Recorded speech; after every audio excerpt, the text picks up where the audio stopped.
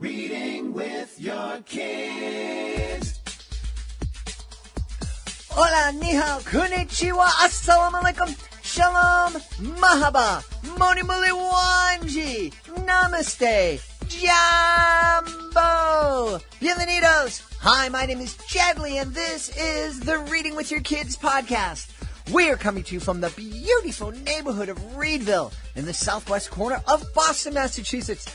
We are so delighted and honored that you are joining us in our mission to help families grow closer through reading. Please be sure to subscribe to the show on the iHeartRadio app, on Spotify, Amazon Music, Apple Podcasts, wherever you find your podcast. Our guest today is Katie Petruzzello. She is here to celebrate Mighty Mila, a beautiful picture book inspired by her daughter Mila and her experience with cochlear implants. Before Katie joins us, we want you to join us at readingwithyourkids.com. It's a beautiful website. My daughter rebuilt it not too long ago. It really is fantastic. And we want you to sign up for our free newsletter. It's a great way to stay up to date with what is going on the podcast, what you may have missed. We're also featuring some great recipes you can create with your kids, some great games you can play with your kids, all sorts of fantastic information. That's available at readingwithyourkids.com. Joining us right now from right outside of New York City, our guest today is an author of a great children's book called Mighty Mila. Please welcome to the show, Katie Petruzzello. Katie, how are you? I'm doing well. Thanks so much for having me. I'm excited to have you here, and I want to find out all about Mighty Mila. Who is Mighty Mila? So, Mighty Mila is based on my daughter Mila, who is, she's 4 years old, she's deaf, and she uses cochlear implants. And she got them about a year ago, and during our journey with hearing loss, which had started well before that, she had hearing aids for years, and then her hearing suddenly dropped, and she became a candidate for cochlear implants. But during our journey, we would always seek out books about hearing loss.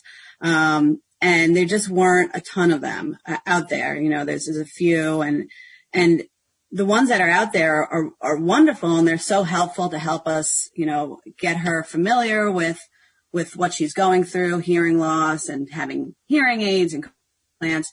But now that she has the cochlear implants and she's doing phenomenally, there really aren't many books at all that are just fun stories featuring a main character with hearing loss and with cochlear implants, where the story is not about the journey with hearing loss, but it's just about a kid that has hearing loss that's just doing fun kid things and is a typical kid and that can do everything and anything that they set their mind to. So I was just inspired to write write a book.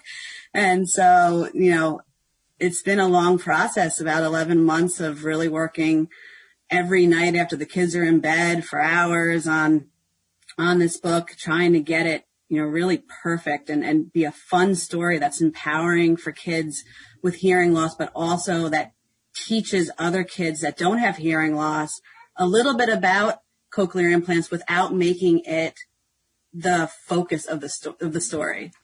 Well, I'm really excited that you're sharing that information because I've in my travels doing educational magic shows, I've met kids who are using cochlear implants. You know, familiar with the term and you know, aware of them, but I don't quite understand how they work. And I know you're not a scientist or an engineer, but you are a mom with a daughter who has them. Can you kind of give me the you know, the dumbed down version of how, you know, someone who is not able to hear can suddenly have this thing implanted in the side of their head? Am I right? And that Right. enables them to hear. It's an amazing thing.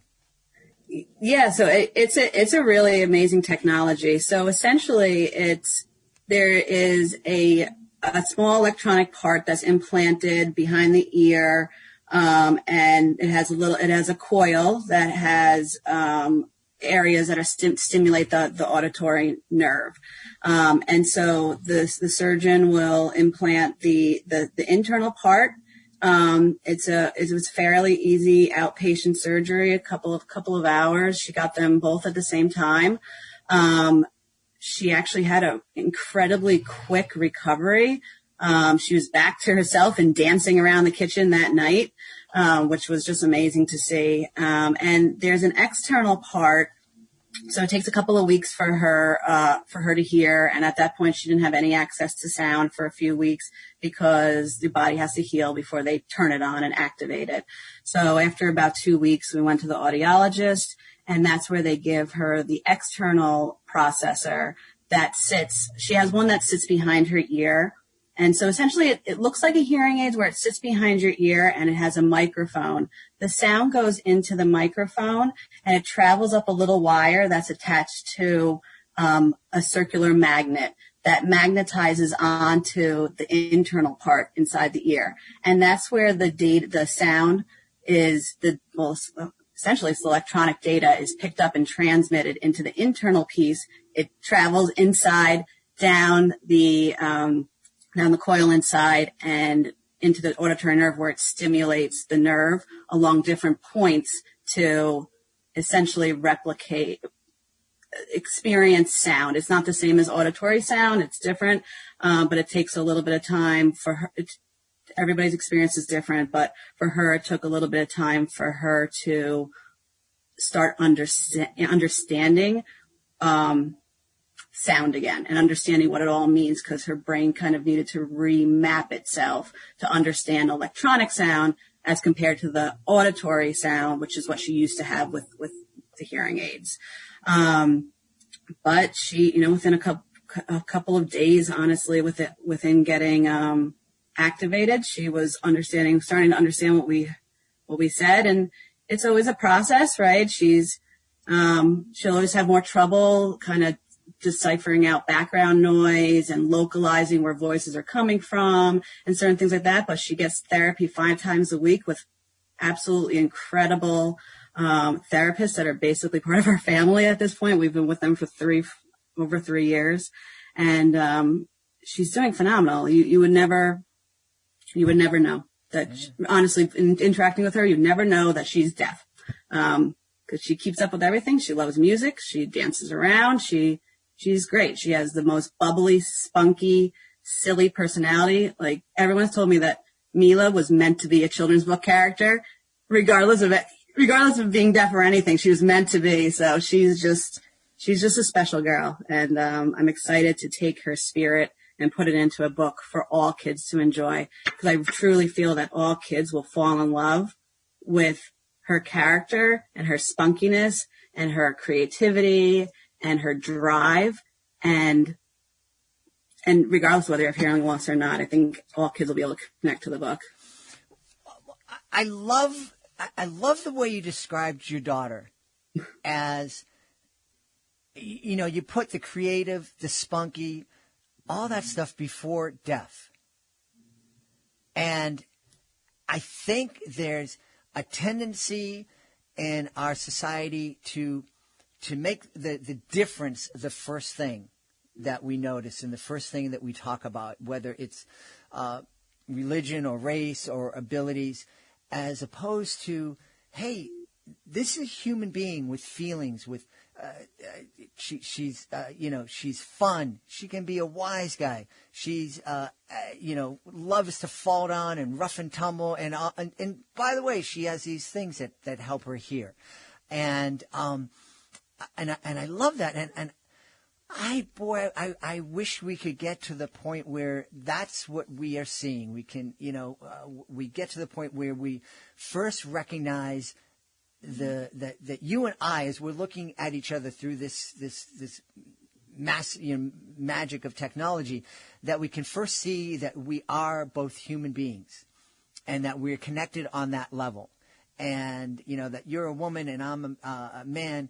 Well, that's secondary, but first off, we are human beings, and we're connected, and I just as you were speaking about your daughter, I just really love that, and I'm hoping that kids reading this book will also get that and help them understand that the kids in their class who are different than them oh, maybe they can't hear, maybe they can't see, maybe they walk with a limp or need some help walking, but they can have fun, they can rough and tumble, they can tell jokes, and they can be your buddy.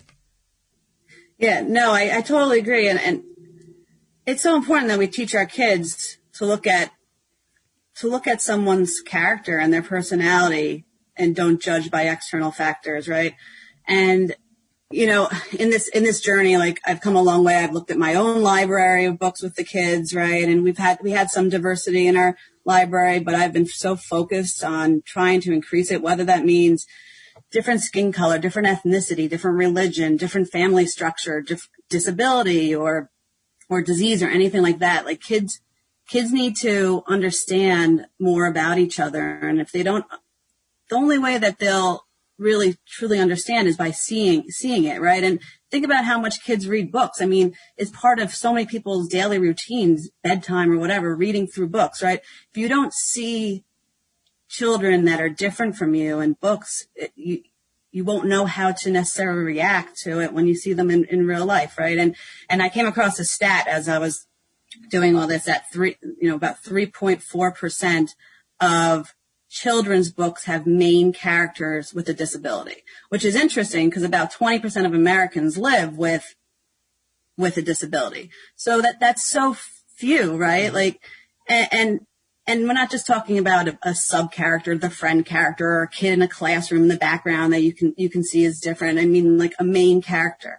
And that's why I feel like it's so important for kids to be able to see a child that is different from them as the hero in the story and relate to them and realize that we're really more alike than different. Mm-hmm. And I hope that this book achieves that, where it provides important representation to those kids with hearing loss and lets them see themselves, but also that it's a book that other kids will pick up and enjoy and kind of subtly learn along the way about hearing loss, because it's mentioned a bit in the book about the cochlear implants because it's part of her personality, it's part of her character, and her cochlear implants help her in her journey along the way in the book. But it's not the sole focus. So it should be, hopefully help to kind of, increase that those discussions with kids and parents and educators and help them talk about the importance of differences. I think you're absolutely right. And discussion, now I'm almost 100, but when I was growing up, if somebody was different, it was rude. It was considered rude to kind of point it out. Like, I can imagine if I was 5 or 6 years old and I saw somebody with a cochlear implant or even with a hearing aid, if I had said, "What's that thing in that person's ear?" my parents' reaction would be, "Shh, quiet, that's rude. Don't point, don't ask questions." And when you're not asking questions, there's no way to have understanding. Yeah, I love that you brought that point up because it's so true. I would so much rather have a kid ask, and I actually love when people ask. People will tend to apologize and they say, "I'm sorry, like, I don't mind asking. Like, do you mind me asking about Mila?" And I'm like, "No, I love talking about her. I want to tell everybody as much as I can and much as I know about cochlear implants and about hearing loss and everything I know." And I'm still learning. Mm-hmm. And I'm trying to learn as much as I can, but I really like when people ask questions. And I think it's important for Mila too, for kids, they're going to ask questions along the way. And part of what we're trying to teach her is self-advocacy in terms of explaining what it is and why she needs it. And to explain, "Hey, I didn't hear that. Can you say that again?" It's one of the really important, strategies that her teacher of the deaf is working with her on. And if she doesn't get asked those questions, it's, she doesn't know how to answer it and she doesn't get comfortable with responding to it. So I think it's great when people ask. And, as much as we talk about teaching kids about differences through the children's book, I think we're going to be equally teaching adults as well, because as the parents are reading to their children about this book and about cochlear implants, they'll be learning, so that when their kid later maybe sees a kid with cochlear implants, the parents know enough to explain what it is instead of feeling uncomfortable themselves and saying, the gut reaction, like, shh, don't ask or don't talk about it. Yeah. Yeah. No, those questions are so very important. And again, our society goes on these weird kind of, things are okay one minute, things aren't okay the next minute. I think a lot has to do with the way that we ask the question, and if you, and that's something we can teach our kids. It's one thing to say, hey, kid, I noticed that you have this thing. Could you tell me what that is? Well, I'm just curious. As opposed to, another kid might go up and go, hey, what's that weird thing sticking out of the side of your head? It's the same question, but it's asked in a completely different way. One that invites conversation and one that just shuts somebody down. Yeah. No, I mean, it has a lot to do with the approach. I think if someone's genuinely interested, and curious, then that's wonderful. And look, kids are kids. Like, they don't always know if they're going to be, come across as rude. So I think you just need to take it, approach it with kindness, regardless of what regardless of what tone kind of it comes across as, and just use everything as an opportunity to educate someone else. Speaking of educating us, now I really appreciate the explanation and how the cochlear implant works, and that was fascinating for me. As I understand it, cochlear implants aren't for everyone. It's there's certain people we work with, and other folks it won't help at all. Yeah, so it's a medical determination as well as a personal choice. There's a lot of decision making going into whether your child is eligible for a cochlear implant.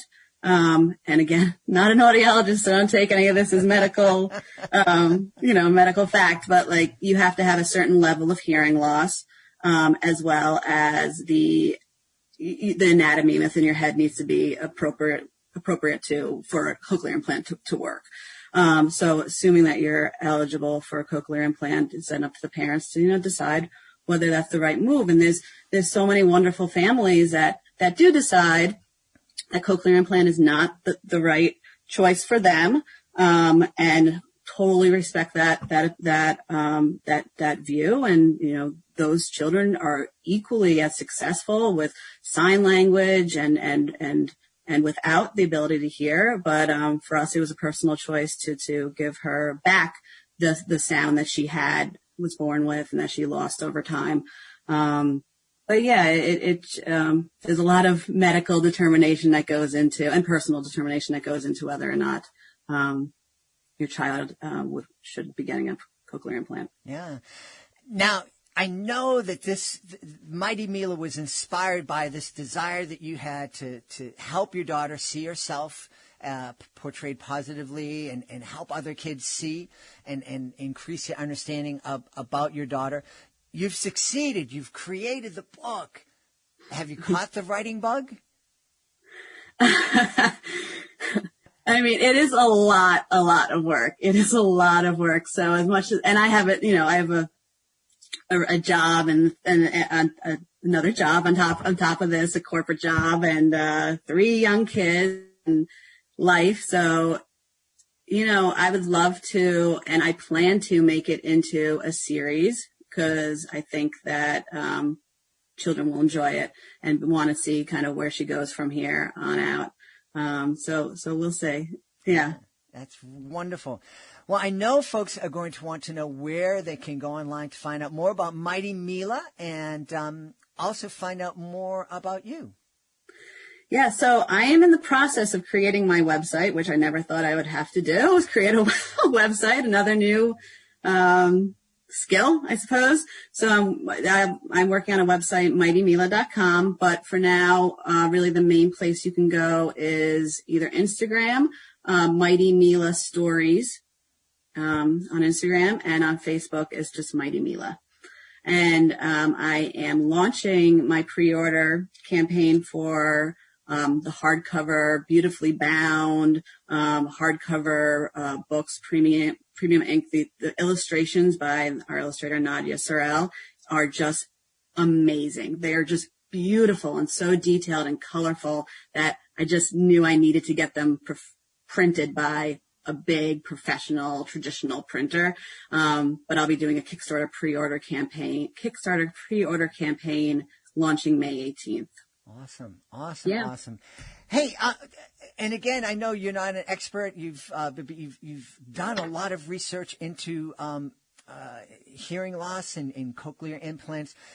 If there is a family out there that's listening that has a child or knows a family that has a child with hearing loss and they're looking for answers, is there a website out there for folks to go to learn more about implants and the support folks can get?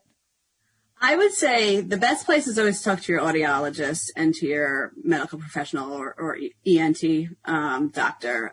But I found so much community and advice, honestly, in Facebook groups. And it's like the good thing about social media, right? Is that there's Facebook groups, parents of children with cochlear implants. There's a number of Facebook groups where there's just such a nice community and there's so much information. I ask questions. I verify the information with my daughter's speech therapist and teacher of the deaf and audiologist as needed. But I think that those are some really good places to start. There's various websites that you can go to, but I think it's just nice to have a community of like-minded parents that can really help support each other. And I have found social media. I found it the best thing about social media, to be honest with you, is that community that I've been able to get involved in. That's wonderful. Well, we've been talking to the author of Mighty Mila, a wonderful picture book about a character who is spunky and fun and energetic, and she also has cochlear implants. And we've been speaking with the author and the mom of the real-life Mighty Mila, Katie Petruzzello. Hey, Katie, thanks so much for being part of our show. Oh, thanks so much for having me. I really appreciate it.